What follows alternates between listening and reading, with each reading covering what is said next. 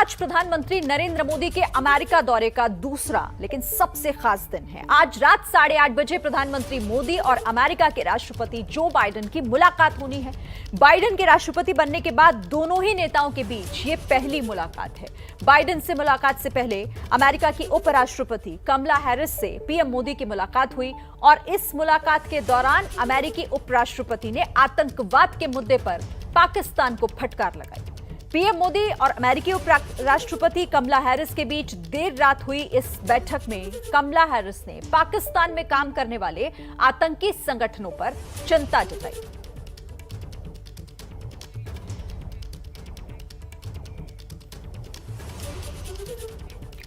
तो प्रधानमंत्री नरेंद्र मोदी और कमला हैरिस की मुलाकात के दौरान अमेरिकी उपराष्ट्रपति ने आतंकवाद पर पाकिस्तान को कड़ी फटकार लगाई है और भारत को अहम सहयोगी भी बताया।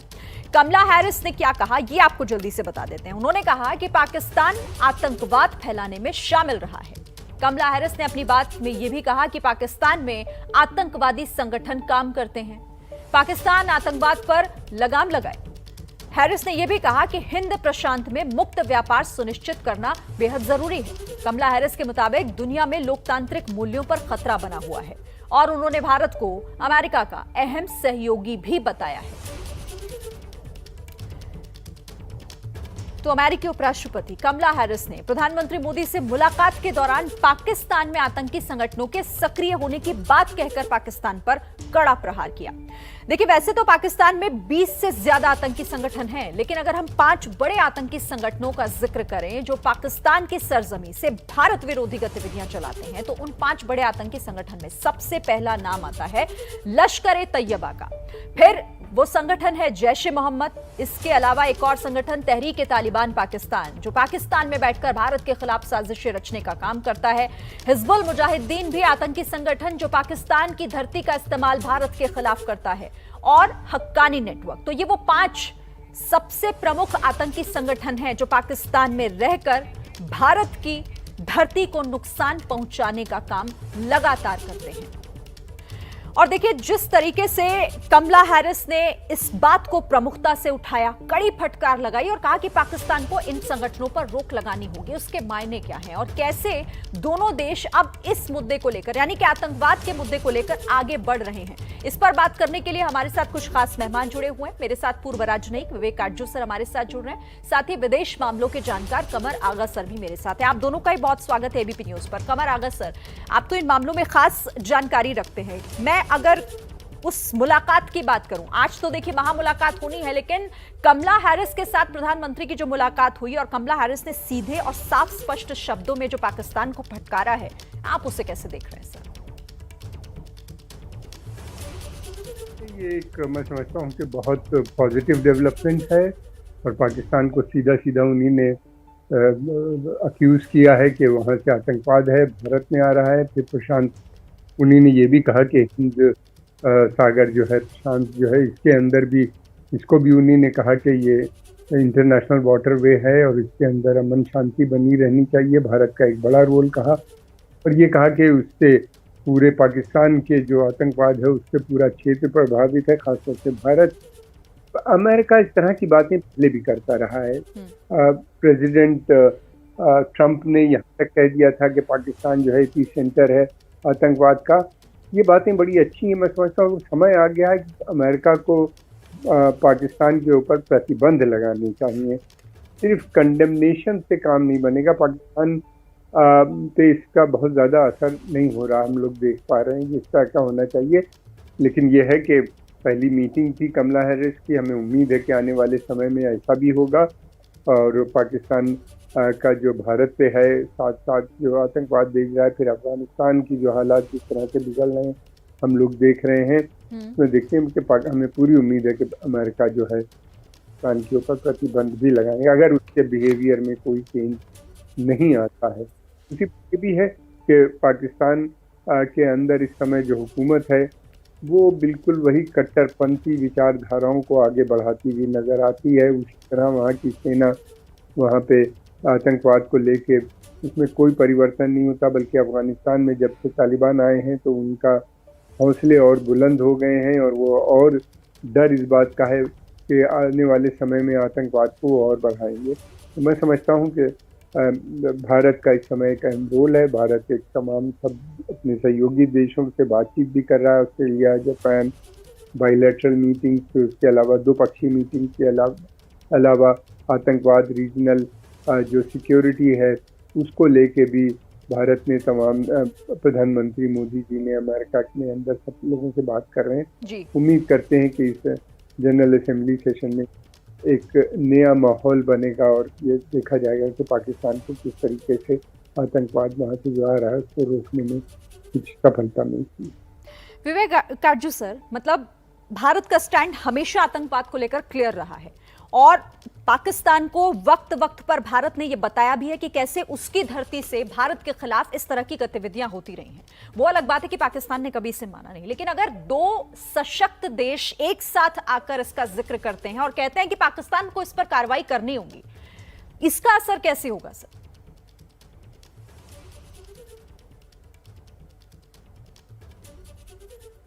अब जैसे कमर आगा साहब ने बिल्कुल दुरुस्त फरमाया कि ये महत्वपूर्ण जो उनके रिमार्क्स हैं, वो बहुत टिप्पणी है, वो महत्वपूर्ण, वो ये दिखाती है कि अब अमेरिका भी मानने लगा है कि पाकिस्तान में जो आतंकवाद पनप रहा है उससे उसके हितों को भी नुकसान हो रहा है। लेकिन क्या जमीनी स्तर पर अमेरिका कुछ पाकिस्तान के खिलाफ कार्रवाई करे, उस पर मुझे अभी भी शक और शुबा। उसके कई कारण, एक तो अफगानिस्तान के संदर्भ में अभी भी अमेरिका को पाकिस्तान की जरूरत, और उसके बाद एक बुनियादी प्रश्न है जो कि हमें हमेशा याद रखना। पाकिस्तान की फौज के पास एटॉमिक वेपन, परमाणु हथियार, और अमेरिका और कोई भी महाशक्ति ये नहीं चाहती कि ऐसा देश जहां पर परमाणु हथियार है वो देश में अस्थिरता आए। और ये जो एक पॉलिसी है उसकी पाकिस्तान ने हमेशा फायदा उठाया और आज भी उठाए। वो जानता है कि उस पर नकल जो कसी जाएगी वो आर्थिक रूप से कसी जाए, और वो नकल बहुत जबरदस्त, जैसे FATF की। लेकिन वहां पर भी इतना ज्यादा पाकिस्तान पे कार्रवाई नहीं होगी कि पाकिस्तान की अर्थव्यवस्था पूर्ण रूप से खिलमिला जाए। पाकिस्तान प्रगति नहीं कर पाएगा। लेकिन जैसे मैं कहता हूं कि जैसे किसी मरीज को आप ड्रिप पे रख देते हैं कि उसका जीवन चलता रहता है, वो स्वस्थ नहीं होता लेकिन जीवन चलता रहता है, वही पाकिस्तान के साथ अब महाशक्तियों की और खास तौर पश्चिम की महाशक्तियों की और खास तौर से अमेरिका की नीति रही। इतिहास इसका साक्षी। ठीक है सर। कमर आगा सर, जो बात विवेक काटजू सर ने यहाँ पर कही कि अमेरिका कार्रवाई करेगा या नहीं, मतलब ये तो बहुत ही बड़ा सवाल है। क्या पाकिस्तान एक ऐसी मजबूरी अमेरिका के लिए है कि वो इस तरह के अंतर्राष्ट्रीय पटल पर आकर पाकिस्तान की मुखालफत तो करता है, लेकिन उससे आगे कदम बढ़ाना हमेशा एक क्वेश्चन मार्क होता है कि आगे बढ़ेगा या नहीं?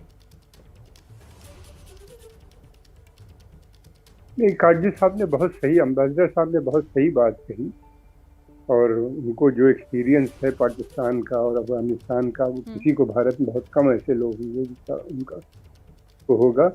दूसरी बात यह है कि ये सही है कि हम बहुत ज़माने से देख रहे हैं कि पाकिस्तान से अमेरिका काफ़ी चिंतित है, पश्चिमी देश भी काफ़ी चिंतित हैं, मगर अभी तक कोई उन्होंने कोई कंस्ट्रक्टिव स्टेप या जिसे कहना चाहिए कदम नहीं उठाया कि जिससे पाकिस्तान इकनॉमी में भी जो जिस तरीके से चरमराई है, सही है कि FATF से उनको बहुत बड़ा लॉस हो रहा है और वो आगे बढ़ नहीं पा रहे हैं, इस्लामिक बनी है।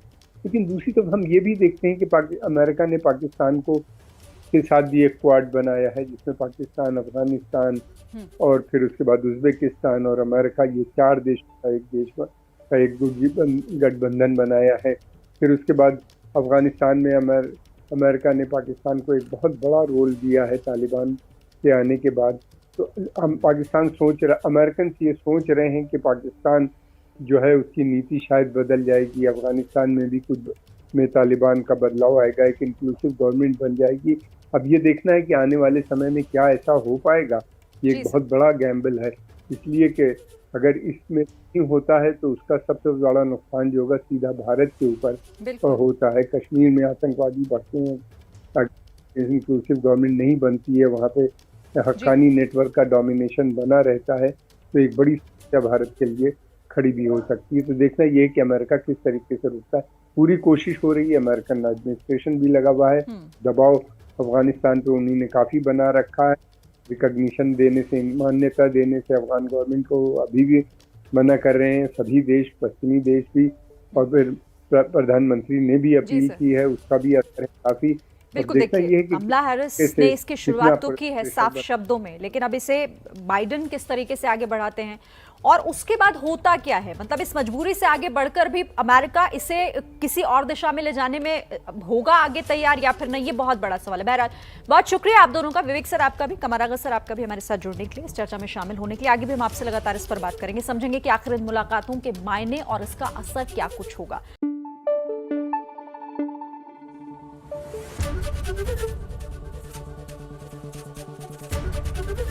एबीपी न्यूज आपको रखे आगे।